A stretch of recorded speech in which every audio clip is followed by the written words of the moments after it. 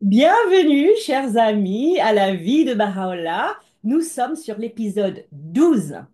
Jusqu'à présent, nous avons vu l'enfance, la naissance et l'enfance de Baha'u'llah, sa jeunesse, son mariage, son acceptation de la mission du Bab, sa vie en tant que le Babi le plus connu de Perse, son emprisonnement après le martyre du Bab, son premier exil à Bagdad, ses 10 ans à Bagdad et sa recréation de la communauté Babi de Bagdad, recréation spirituelle, sa déclaration dans le jardin de Rizwan. Et nous reprenons l'histoire maintenant.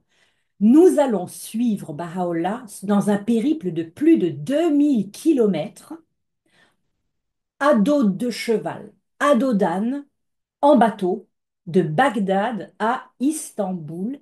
Et sans plus attendre, je vous partage mon écran. C'est la partie 5 de la chronologie, Istanbul, 1863. On commence. Donc cette partie couvre la vie de Baha'u'llah de mai à décembre 1863, alors qu'il a 46 ans. La première section, c'est du 31 mai au 16 août 1863, la marche du roi de gloire, partie 1, la caravane. La caravane. Vous voyez ici une gravure du 19e siècle qui est absolument parfaite. Elle montre exactement le type de petite. Ça s'appelle des hauda en persan. Il y a un mot en arabe. Non, hauda, c'est peut-être le mot arabe et kadjavi, c'est le mot persan. Ce sont des petites tentes érigées sur un support en bois sur le dos d'un cheval, d'un âne, d'un chameau ou d'un éléphant, selon les endroits dans le monde. Pour la caravane de Baha'u'llah, ça sera sur des chevaux et surtout sur des ânes. Et donc, dans cette caravane, il va y avoir des ânes qui portent des provisions, des ânes qui portent des gens, des ânes qui portent des tentes, des haudas. Il va y avoir des chevaux pour les accompagnateurs et des chevaux pour Baha'u'llah et Abdul Baha. Et il va y avoir des gens qui marchent à pied, comme vous le voyez ici. Donc, la caravane qui accompagne Baha'u'llah à Istanbul est très importante. Il y avait 50 ânes ou mules, 10 gardes et leurs officiers à cheval, soit près de 60 animaux. Les femmes et les enfants voyageaient dans 7 haudas portés sur des mules et surmontés de parasols.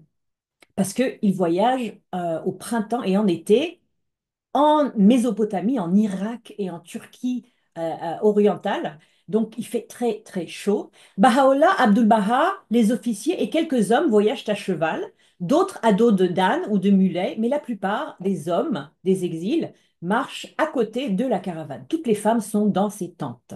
La caravane va s'arrêter le plus souvent le long du Tigre, le long de l'Euphrate et de leurs affluents. Et c'est là que, ils vont camper, ils vont ériger des tentes, dont certaines mules vont porter ces tentes qu'ils vont monter et démonter, monter le soir ou le matin et démonter le matin ou le soir après s'être reposés.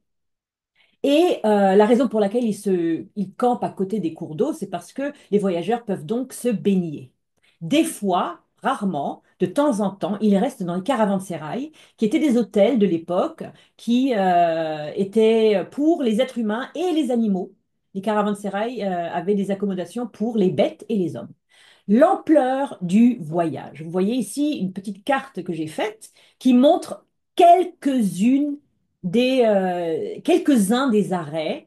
En noir, l'Irak, toujours une province de l'Empire ottoman, mais ces villes en rouge, ce sont des villes irakiennes. Et sur fond rouge, en noir, tout ça, c'est des villes qui sont dans la Turquie d'aujourd'hui.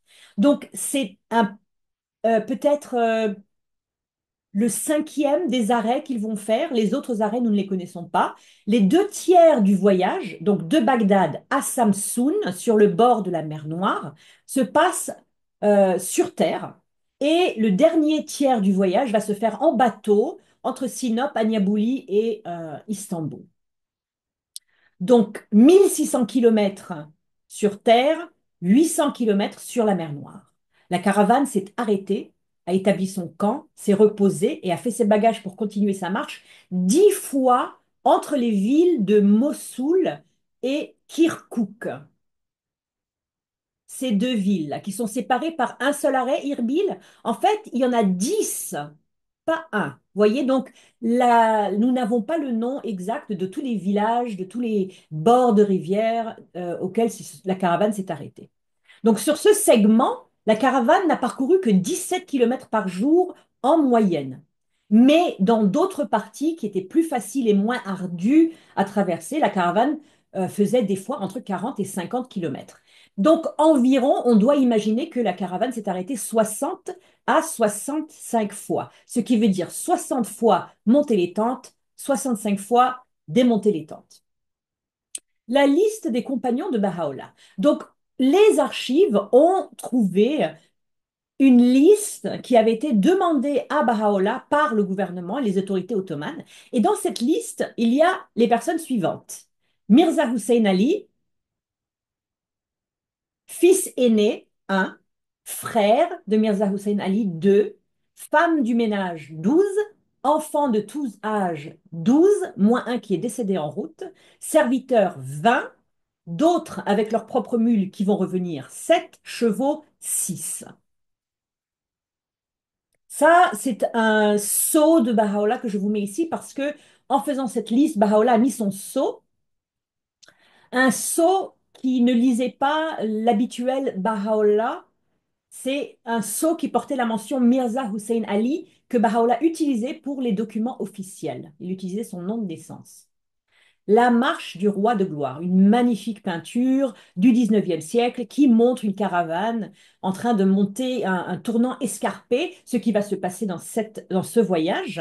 Et bon, bien sûr, eux, ce sont des guerriers qui vont, où ça?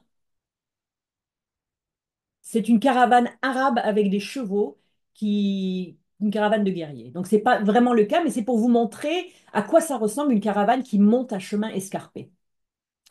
Baha'u'llah voyagea entre Bagdad et Istanbul de manière extrêmement noble. Il voyageait dans sa hauda qu'il partageait avec son épouse Asiye Hanoum. Haji Mahmoud était celui qui conduisait la mule qui portait la hauda de Baha'u'llah et deux Baha'i marchaient de chaque côté de la tente. À l'approche d'un village ou d'une ville, Abdul Baha venait à la hauda de Baha'u'llah avec son cheval. Il prenait place dans la hauda avec sa mère, Asiye Hanoum, et Baha'u'llah rentrait dans la ville à cheval, comme un roi. Et ils inversaient le processus lorsqu'ils quittaient une ville. Abdul Baha montait sur son cheval et Baha'u'llah revenait dans la hauda avec Asiye Hanoum. Baha'u'llah, lorsqu'il approchait une ville, allait à la rencontre des officiels et des notables qui venaient invariablement le saluer sur l'ordre de Namik Pacha, le gouverneur de Bagdad, qui avait écrit une lettre à cet effet à tous les gouverneurs sur le chemin de la caravane. Et dans de nombreuses villes où Baha'u'llah s'arrêtait, il était accueilli par une délégation bien avant son arrivée, accompagné sur une certaine distance par des valis, des gouverneurs, des moutisarifs, des administrateurs de divisions plus importantes, des députés qui représentaient le Shah d'Iran, s'il y en avait dans cette ville, des gouverneurs locaux, des savants soufis, des juristes, mouftis, des juges, des cadis et d'autres fonctionnaires du gouvernement local. Donc c'était vraiment tout un entourage qui venait pour accueillir Baha'u'llah. Dans certains endroits, les villageois organisaient même des festivités en l'honneur de Baha'u'llah, préparaient de la nourriture et s'assuraient que Baha'u'llah était confortable, était à l'aise et lui témoignaient une grande révérence. Les habitants qui ont vu Baha'u'llah voyager à cette époque, les témoins, ont dit qu'ils n'avaient jamais vu quelqu'un comme Baha'u'llah, si majestueux dans son voyage, si généreux, si hospitalier pour tous. Abdul Baha a maintenant 19 ans, c'est un homme et il a un rôle très très important dans cette caravane.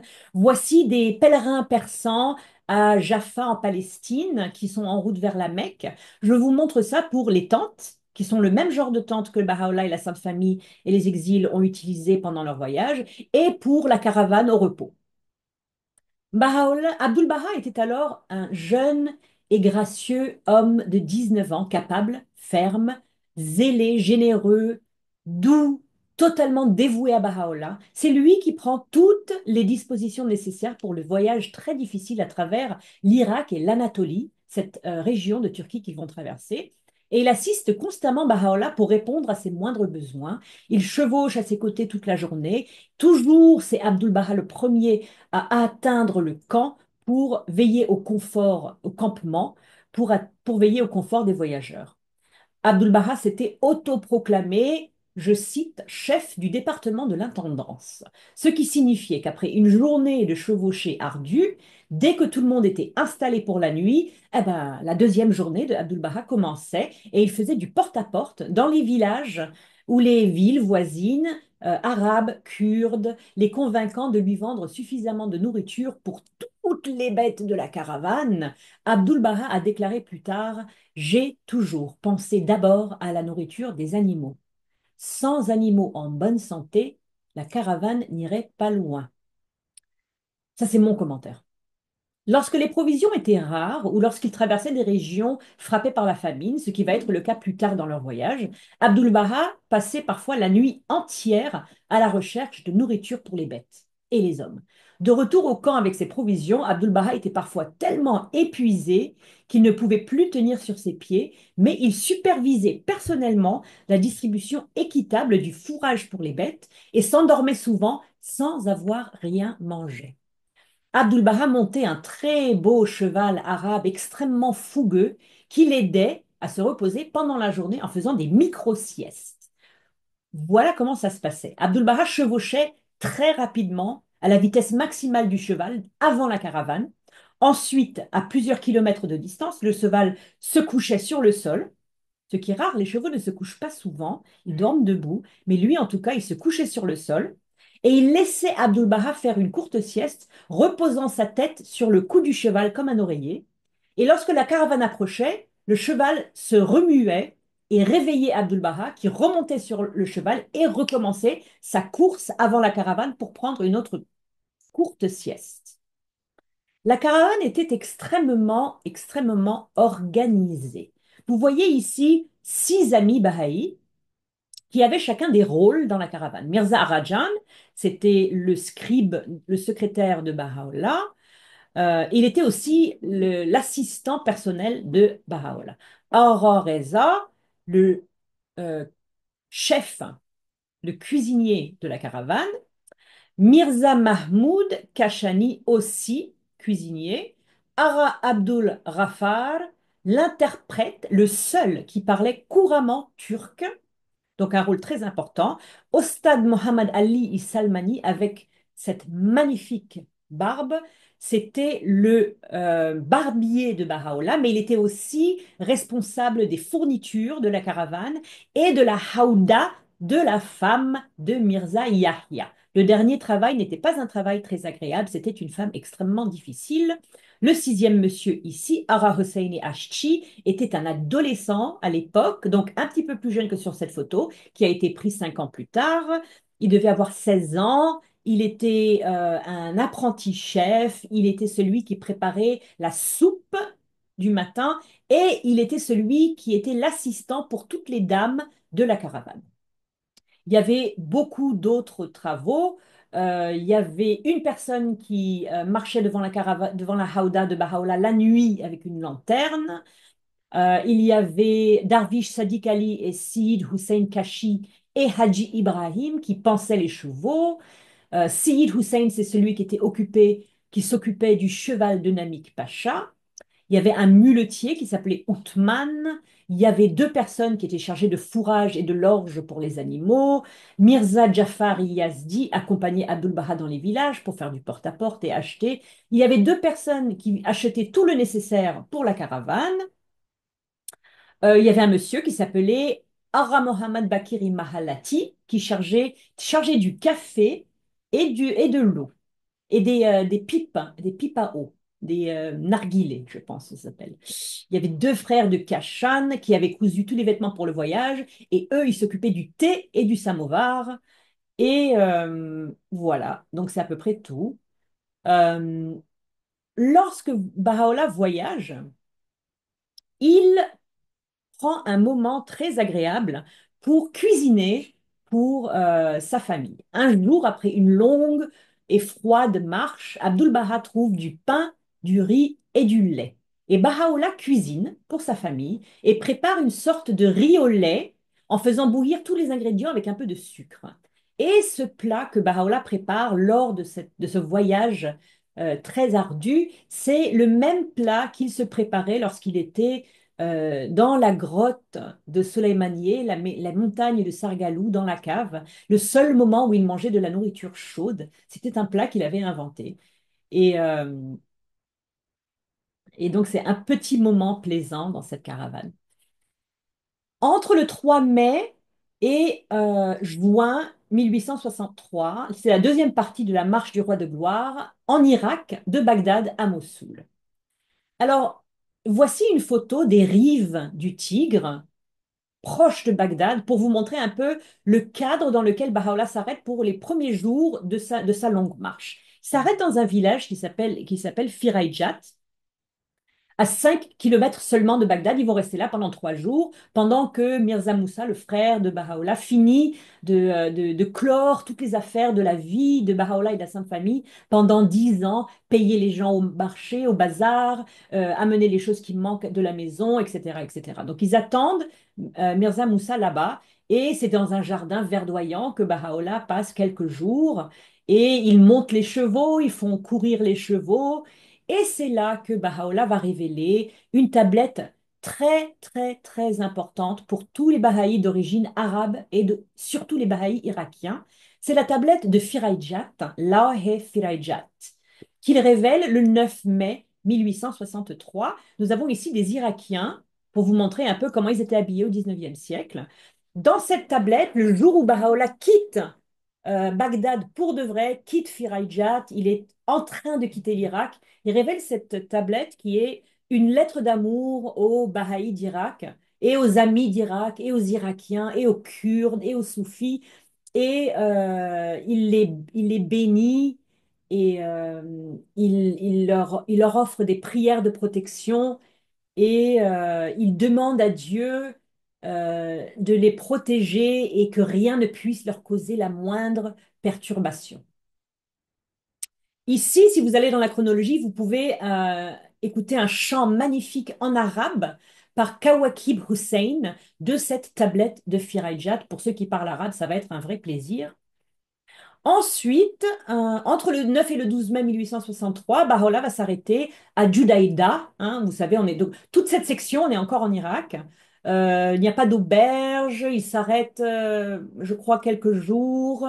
Et ensuite, ils vont continuer vers plusieurs villes le long de ces rivières. Donc là, c'est une portion de la rivière Sirwan qui se jette dans la rivière Tigre. C'est dans ce genre d'endroit que la caravane va s'arrêter à cette époque de l'année où c'est verdoyant. Donc vous avez vraiment là une idée en couleur surtout qu'il n'y a aucun bâtiment moderne. Vous voyez à quoi ça ressemblait, ce que les yeux de Baha'u'llah ont vu pendant cette période de de son voyage pendant la caravane. Donc les villes ici dans lesquelles Baha'u'llah va s'arrêter, c'est Judaïda, Dili Abbas, Karitapi et Salahiye. Et donc, bien sûr, les notables viennent pour lui rendre visite, et ils continuent de Salahiye et ils vont vers Doust Khurmatou. Et là, c'est encore une caravane. Là, c'est une façon différente de porter. C'est pour des endroits qui sont assez plats, quand on met deux tiges de bambou et deux chevaux ou deux mulets avec ça. Donc ça, ce n'est pas le genre de caravane. Et ici, vous avez une autre version. De part et d'autre d'un âne, il y a deux petites, ce sont des façons différentes d'organiser. Donc à l'époque, comme les gens, il n'y avait pas de chemin de fer, c'était la seule façon dont les gens se voyageaient. Donc dans ces endroits, souvent, à cause de l'été, la caravane voyage de nuit, et c'est très dangereux. La caravane, ici, entre Salahiye et Dousroulmatou, où on est en ce moment, la troisième nuit, ils avancent dans l'obscurité, et le pauvre Harareza, le cuisinier, a eu très très peur. Il s'est endormi sur un rocher, et puis s'est endormi pendant 5 heures. Il n'a pas réussi à se réveiller, et quand il s'est réveillé, la caravane avait disparu. Donc à l'aube, il a marché toute la nuit, et puis à l'aube, enfin toute la journée, à l'aube, il retrouve la caravane, et ça arrivait souvent. Des fois, c'était des animaux qui se perdaient, des mulets, des chevaux. Des fois, c'était des gens qui se perdaient, des gens qui marchaient à pied, parce qu'ils travaillaient, ils voyageaient dans l'obscurité. C'était très compliqué, mais c'était aussi la meilleure façon d'éviter la chaleur du matin. Et c'est surtout en été qu'ils vont dormir comme ça. Donc, entre Douce Chromatou, Tawouk et Karkouk, vous voyez ici une photo de Karkouk de 1932. Les notables viennent accueillir Baha'u'llah. Ici, maintenant, à partir de Kirkouk, on entre en territoire kurde, une culture que Baha'u'llah connaît très, très bien pour avoir passé 2 ans avec eux dans le Kurdistan irakien. Il est très connu parmi les Kurdes. Les gens vont courir à sa rencontre. Les gens, des fois, qu'il a déjà rencontrés à Soleimaniye. Donc, c'est une partie très agréable du voyage. Quand on entre au Kurdistan, vous savez, le Kurdistan, il est partagé entre plusieurs pays, y compris l'Irak et la Turquie. Ils vont arriver à Irbil le 28 mai 1863. Et je sais que c'est le 28 mai 1863 parce que ils arrivent le jour saint musulman de Eid al-Adha, qui tombe toujours le 10e jour du dernier mois du calendrier musulman, d'où al-Hijjah. Et donc en 1862, 1863, l'année où Baha'u'llah voyage à Irbil, ce jour tombe le 28 mai 1863.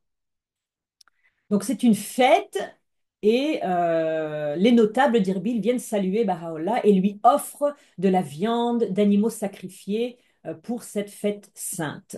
Et ici, on a une très belle photo en couleur de la rivière Zab que Baha'u'llah va suivre pendant des centaines de kilomètres euh, dans le Kurdistan irakien. Et exactement probablement le genre de paysage que Baha'u'llah aurait vu en 1863. De l'autre côté de cette rivière est une ville qui s'appelle Mossoul. Et Mossoul, et plusieurs choses vont se passer à Mossoul. Baha'u'llah va rester dans la ville pendant 3 jours et pendant ces 3 jours, tous les voyageurs et les exilés vont pouvoir utiliser les bains publics, ce qui est absolument merveilleux et très très important à plusieurs endroits de leur voyage. Mais une chose bizarre arrive, c'est que Mirza Yahya rejoint la caravane. Donc, pour petit rappel, Mirza Yahya, c'est le demi-frère de Baha'u'llah, même père, mère différente. Et pourquoi est-ce qu'il y a une photo de bazar avec des gens qui vendent des babouches? Parce que Mirza Yahya vendait des babouches dans le bazar pour se déguiser, pour ne pas qu'on le reconnaisse comme Babi ou Babi, oui. Parce que après Babi, il va devenir briseur de l'Alliance, il ne deviendra jamais Baha'i. Et donc Mirza Yahya, maintenant que la caravane est à Mossoul, elle est très très loin de l'Iran, il a moins peur, alors il rejoint la caravane. La partie 3 de la marche du roi de gloire, c'est en Turquie, de Mossoul à Kharpout. Donc maintenant, Baha'u'llah est vraiment le plus loin qu'il n'a jamais été de sa terre natale, l'Iran.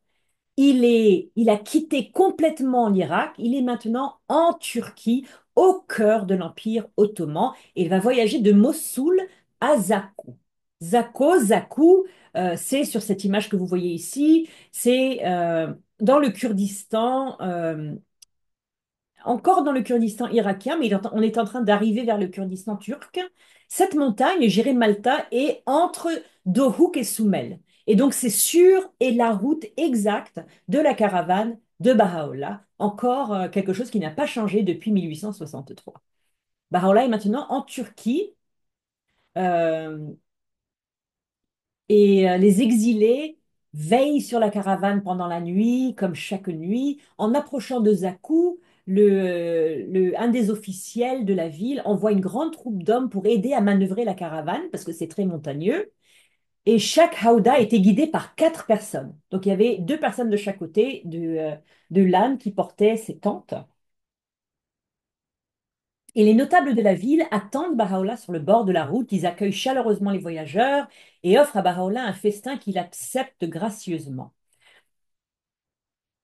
Le moufti de Zakou, comme un juge, souligne la joie des habitants devant la présence de Baha'u'llah. Il l'invite à rester quelques jours. Et le séjour à Zakou est agréable, mais court, et la caravane se dirige vers Jaziré. Donc, elle va passer par Jaziré, que vous voyez sur cette photo ici. Elle va camper sur une rivière près du vieux château, va rester jusqu'à la tombée de la nuit. Puis, ils vont aller à Nusimbin, qui est sur le bord de la rivière, très, très mouvementée, comme vous voyez sur cette photo, la zagzag, jag-jag. Ils vont planter leur tente dans un endroit charmant. C'est un moment assez agréable. Et puis, ils vont se diriger vers une grande ville qui s'appelle Mardin. Mais sur le chemin, je vais vous raconter la première, une histoire en trois parties. J'ai trois histoires différentes sur des ânes perdus. Et ceux qui me connaissent savent que j'adore les ânes. J'aime beaucoup les histoires d'ânes. C'est un de mes animaux préférés.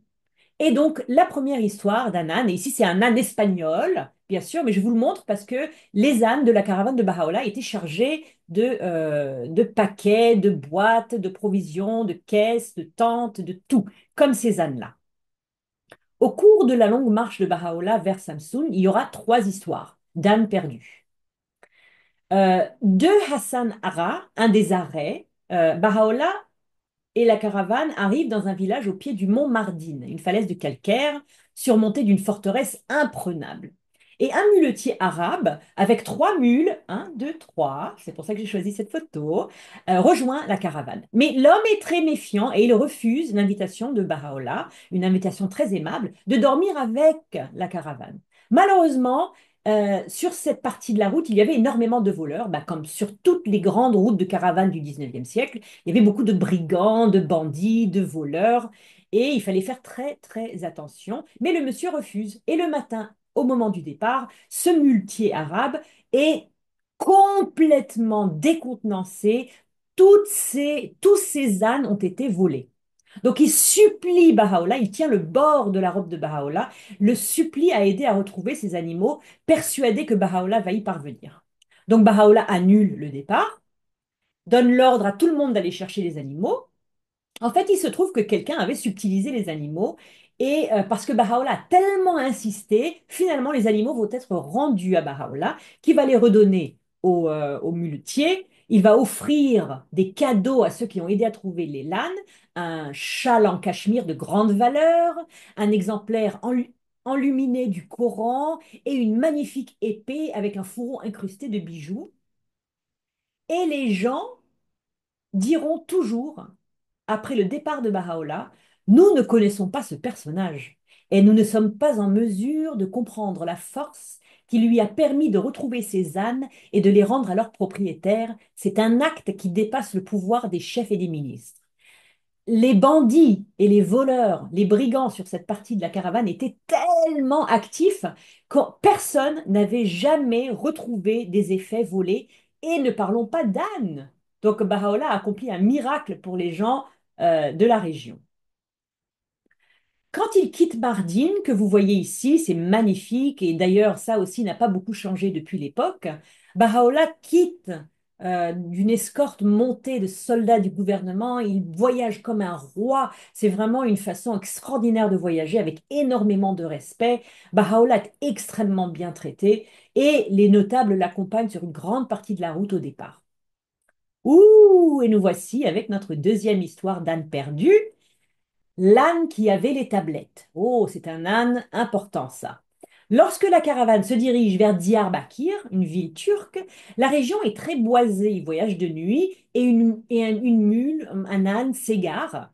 Et l'officier qui accompagnait la caravane offre sa mule en échange en disant pas la peine même de la chercher, vous n'allez pas la retrouver, je vous donne ma mule. Le problème, c'est que la mule perdue avait des tablettes de Baha'u'llah. Donc Abdul Baha demande la permission à Baha'u'llah de partir en pleine nuit noire avec quelques cavaliers à la recherche de l'animal perdu. Baha'u'llah donne sa permission, Abdul Baha s'organise de façon extrêmement systématique, très logisticien, il divise l'équipe de recherche en plusieurs groupes, il va quadriller la forêt, chacun à son endroit à chercher, et il dit aux hommes d'appeler ou d'allumer un feu lorsqu'ils retrouvent la mule. L'excellente stratégie va fonctionner. Au lever du soleil, la mule est retrouvée, et Baha'u'llah va commenter que l'acte de Baha'u'llah pour retrouver la mule perdue avec les tablettes, c'était la même chose que ce qu'il lui il avait fait avant Mardin euh, ou à Mardin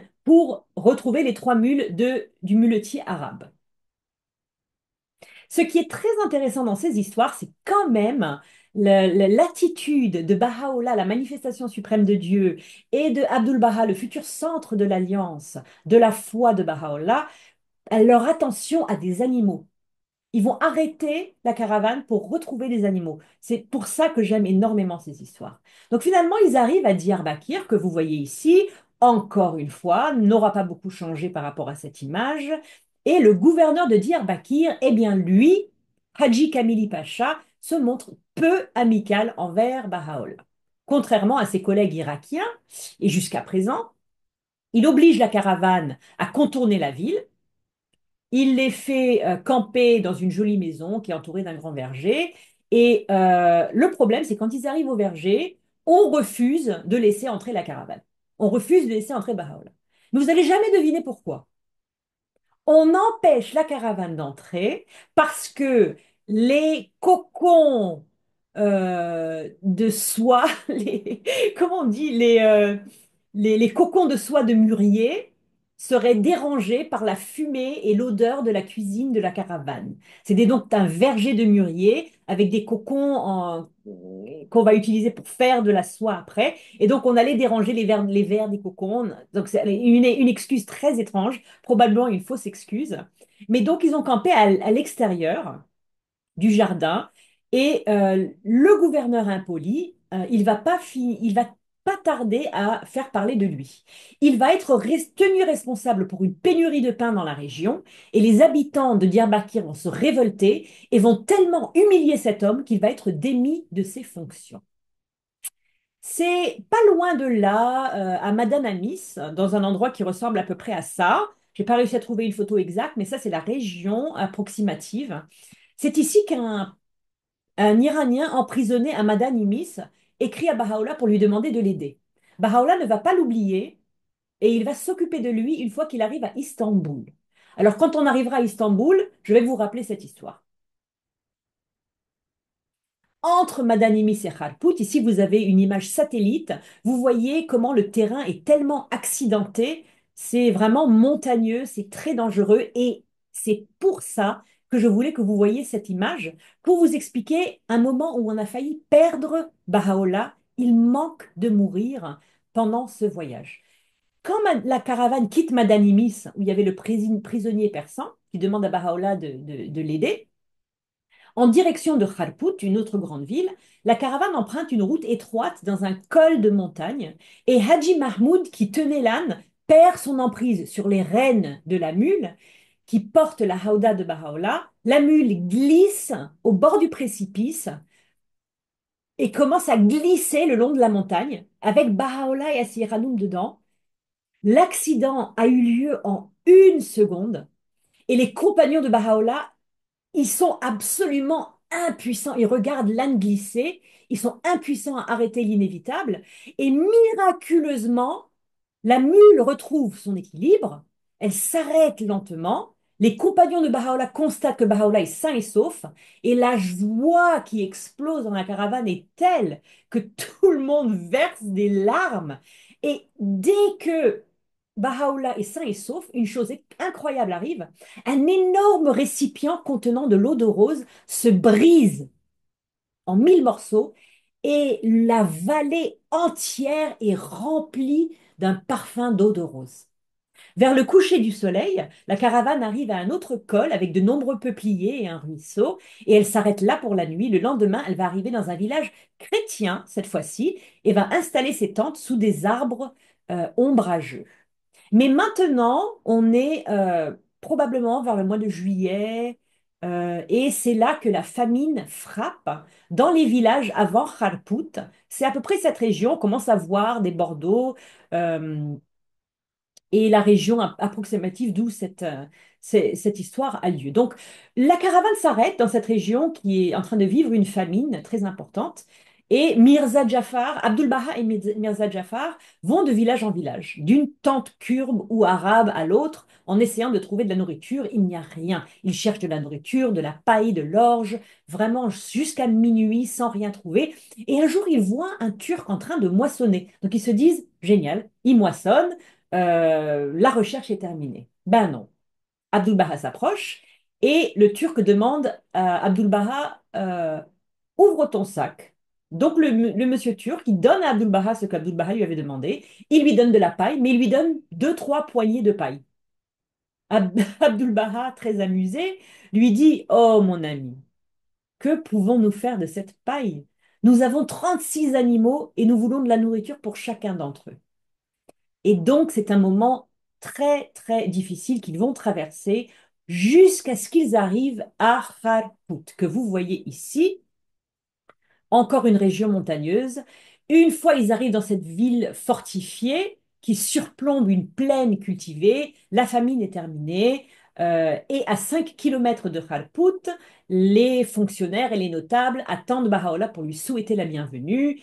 À Kharpout, Baha'u'llah et la caravane ont quand même voyagé 1 000 kilomètres. Il leur reste 600 kilomètres à faire pour arriver sur au bord de la mer, dans les rives de la mer Noire.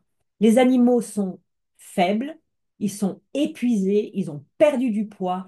Le gouverneur par intérim, Izzat Pacha, aime beaucoup Baha'u'llah et veut lui rendre service. Alors il fait quelque chose de merveilleux. Il lui offre 10 wagons de riz, 10 sacs d'orge, 10 moutons, plusieurs paniers et des sacs de sucre, plusieurs kilos de beurre.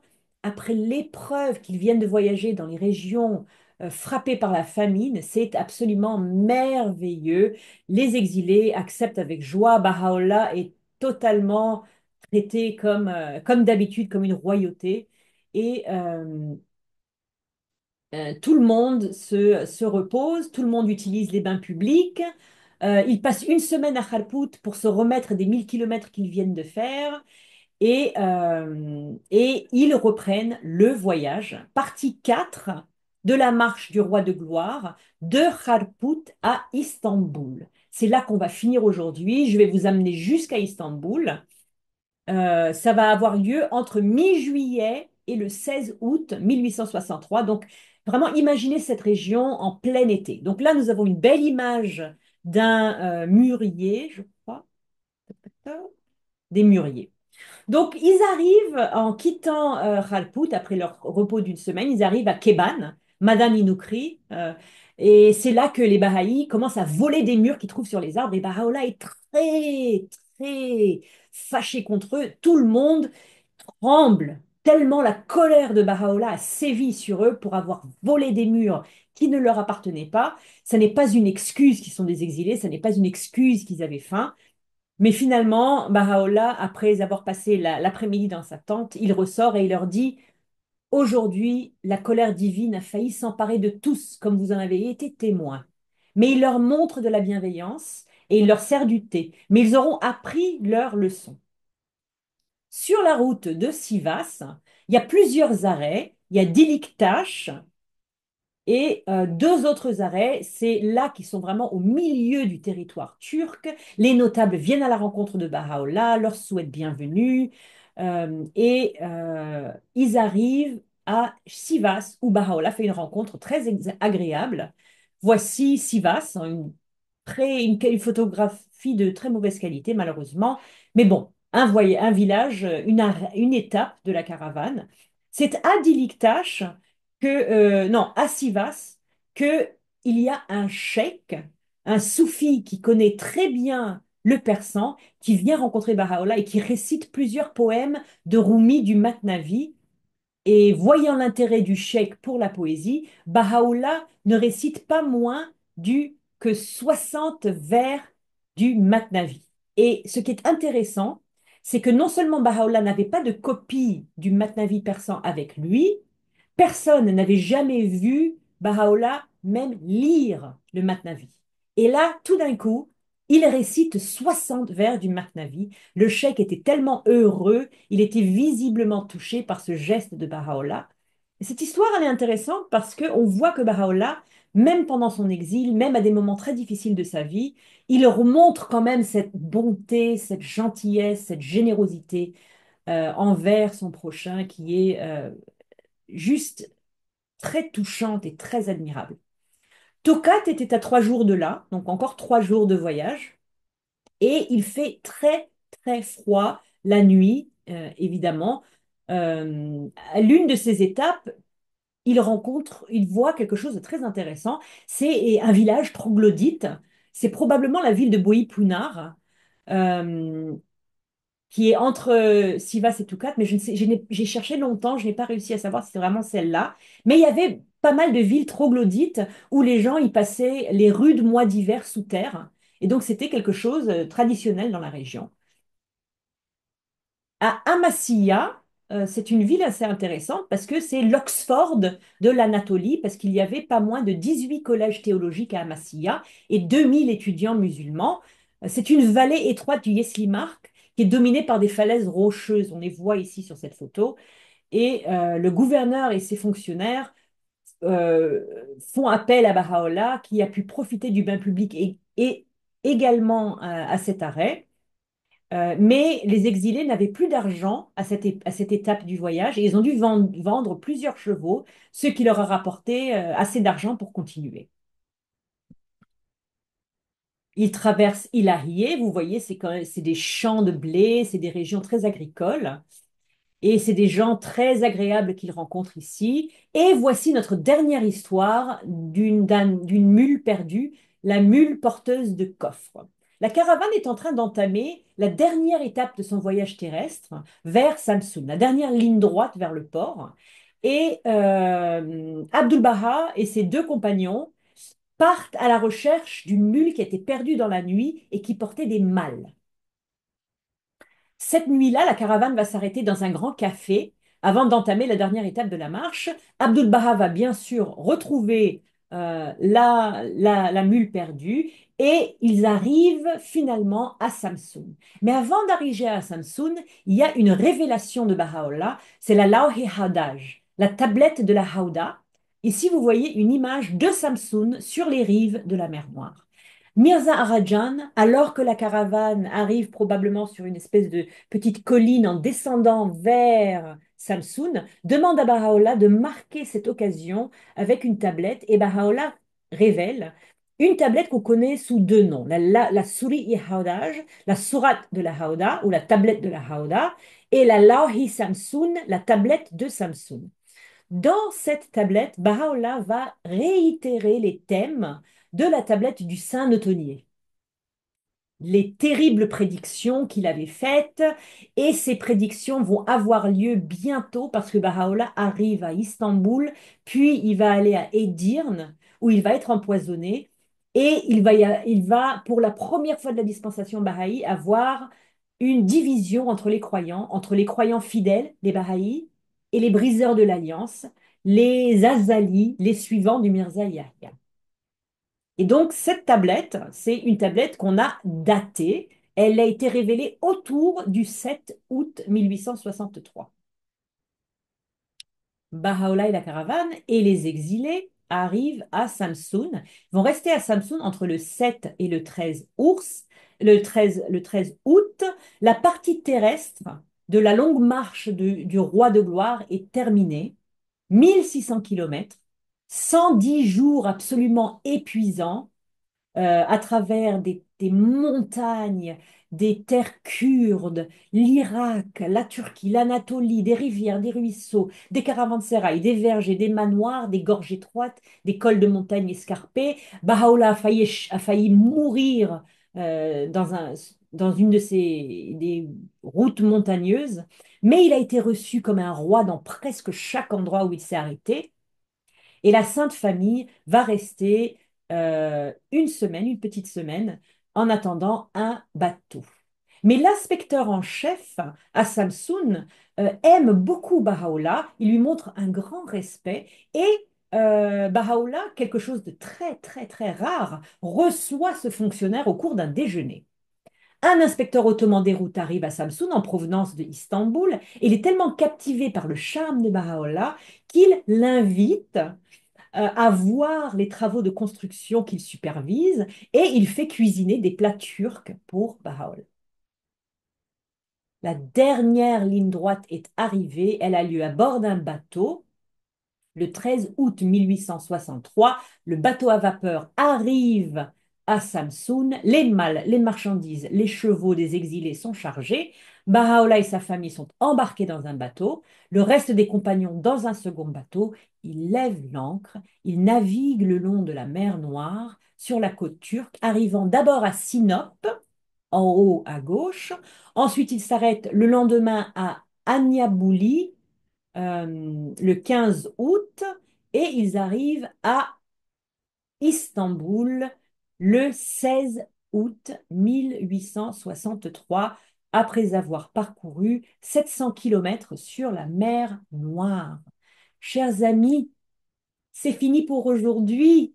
Vendredi prochain, la vie de Baha'u'llah à Istanbul. Je vous réserve des surprises. À la semaine prochaine.